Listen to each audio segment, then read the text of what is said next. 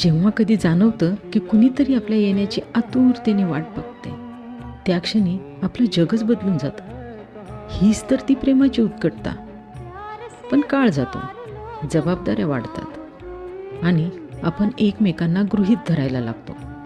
हातात हात असतो, पण मन मात्र सोबत चालत नाही. वाटतं उत्कटता संपली आहे, पण ती संपत नाही. ती फक्त दखल मिळेपर्यंत सुप्त अवस्थेत जाते. जेव्हा पुन्हा एकदा नवीन नजरेनं एकमेकांकडे पाहतो, लहानशा गोष्टींसाठी कृतज्ञता व्यक्त करतो, मन मोकळं करतो, तेव्हा उत्कटता पुन्हा बहरते. डोळ्यांच्या निशब्द भाषेतून, स्पर्शातून ती पुन्हा उमलते.